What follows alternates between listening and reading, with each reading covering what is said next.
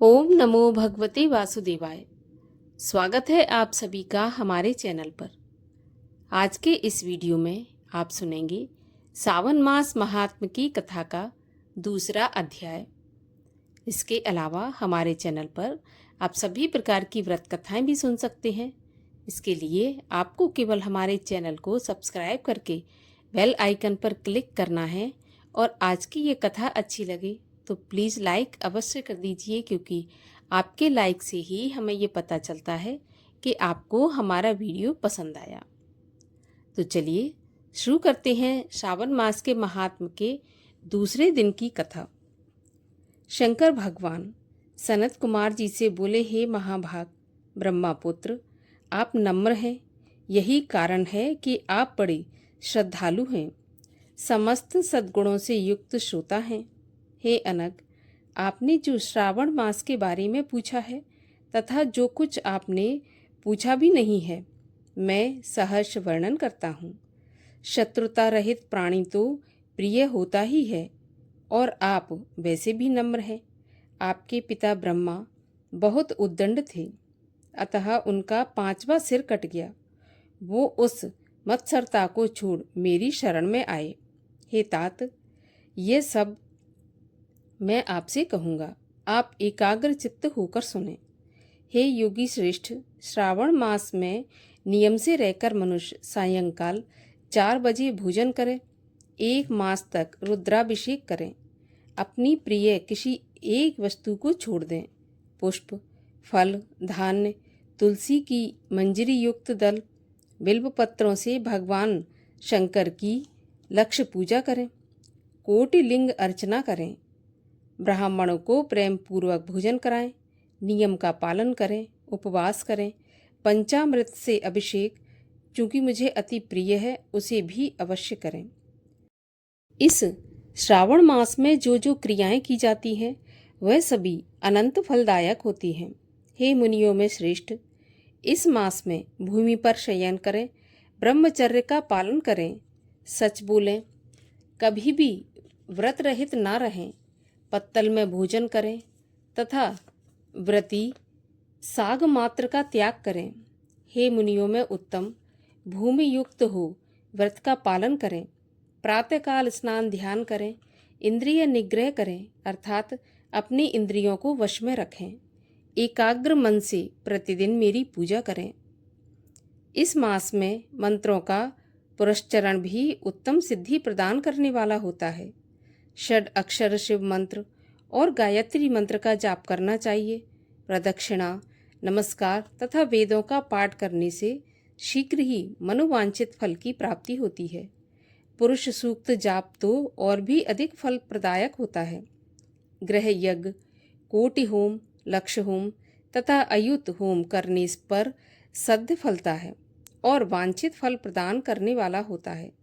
जो व्यक्ति इस मास में एक दिन भी व्रत से रहित व्यतीत करता है, वह महाप्रलय तक घोर नरक में वास करता है। ये मास मुझे सर्वाधिक प्रिय है। ये मास फलदायक है तथा निष्काम भाव से किए गए कर्म के फलस्वरूप मोक्ष प्रदान करने वाला है। हे सत्तम, इस मास में करने योग्य जो धर्म कहे गए हैं उनको मुझसे सुनो। रविवार को सूर्य व्रत करें, सोमवार को मेरी पूजा कर भक्त भोजन करें। श्रावण मास के प्रथम सोमवार से प्रारंभ करके 3.5 मास तक होने वाला संपूर्ण कामना की अर्थ सिद्धि प्रदाता रोटक नामक व्रत होता है। मंगलवार के दिन मंगला गौरी नामक व्रत होता है। बुधवार को बुधवार का व्रत, बृहस्पति को बृहस्पति का व्रत और शुक्रवार को जीवंतिका देवी का व्रत किया जाता है। शुक्रवार को हनुमान तथा नरसिंह का व्रत कहा गया है। हे मुनि श्रेष्ठ, अब मैं तिथियों में होने वाले व्रतों का वर्णन करता हूँ, आप ध्यान पूर्वक सुने। श्रावण मास के शुक्ल पक्ष की द्वितीया को औदुंबर नाम का व्रत होता है। इसी मास की शुक्ल पक्ष तृतीया को गौरी नामक व्रत किया जाता है तथा श्रावण शुक्ला चतुर्थी को दूर्वा गणपति नामक व्रत होता है। इसी को हे मुनि विनायक चतुर्थी व्रत अथवा गणेश चौथ के व्रत के नाम से भी जाना जाता है। श्रावण शुक्ल पंचमी नाग पूजन के लिए उत्तम मानी गई है। हे मुनि कुलपति, इसका दूसरा नाम मानव कल्पादि है, ऐसा जान लो। षष्ठी के दिन सुपूदन नामक व्रत और सप्तमी को शीतला देवी का व्रत होता है। अष्टमी और चतुर्दशी तिथि में देवी का पवित्रारोपण करें। श्रावण मास की कृष्ण पक्ष तथा शुक्ल पक्ष की नवमी को नक्त व्रत का विधान कहा गया है। शुक्ल पक्ष दशमी को आशा नामक व्रत किया जाता है। कोई कोई मनुष्य इस मास की दोनों पक्ष की एकादशियों को आशा व्रत का होना स्वीकार करते हैं। श्रावण शुक्ल पक्ष की द्वादशी को भगवान हरि का पवित्रारोपण करना कहा गया है। अतः द्वादशी को भगवान हरि का श्रीधर नाम से अर्चन उत्तम गति को प्राप्त कराता है।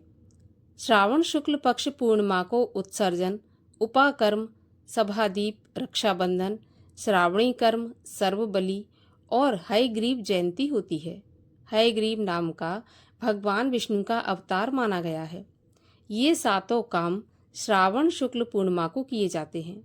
श्रावण मास की कृष्ण चतुर्थी को संकष्टी चतुर्थी व्रत तथा श्रावण कृष्ण पंचमी को मानव कल्पादि किया जाता है। हे ब्राह्मणों में श्रेष्ठ, श्रावण कृष्ण पक्ष अष्टमी को भगवान विष्णु का श्री कृष्ण नाम से पूर्ण अवतार हुआ है। इस दिन व्रत तथा उत्सव मनाएं। श्रावण मास की अमावस्या तिथि में पिठौरा व्रत होता है। इस दिन कुशोत्पाटन और बैलों की अर्चना करें। शुक्ल पक्ष की प्रथमा से लेकर समस्त तिथियों के अलग अलग देवी देवता होते हैं। प्रतिपदा तिथि के अग्नि, द्वितीया के ब्रह्मा, तृतीया की गौरी, चतुर्थी के गणनायक, पंचमी के सूर्य, षष्ठी के स्कंद, सप्तमी के सूर्य, अष्टमी तिथि के शिव हैं, नवमी की देवी दुर्गा, दशमी के यम और एकादशी के विश्वदेव स्वामी हैं, द्वादशी के भगवान हरि, त्रयोदशी के कामदेव, चतुर्दशी के शिव और पूर्णिमा के चंद्रमा स्वामी हैं। अमावस्या के स्वामी पितृ हैं।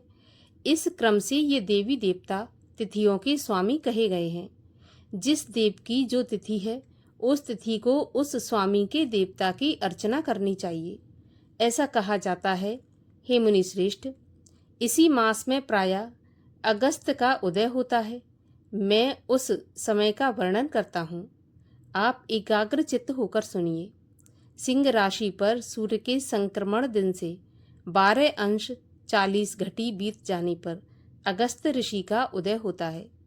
अगस्त ऋषि के लिए 7 दिन पूर्व से अर्घ दें। 12 मास में सूर्य नारायण अलग अलग नाम से तपते रहते हैं। श्रावण मास में गबस्ती नाम से तपते हैं।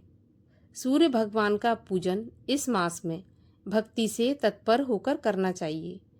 श्रावण मास में साग का त्याग, भाद्रपद में दही, अश्विन में दूध और कार्तिक मास में दाल का त्याग करें।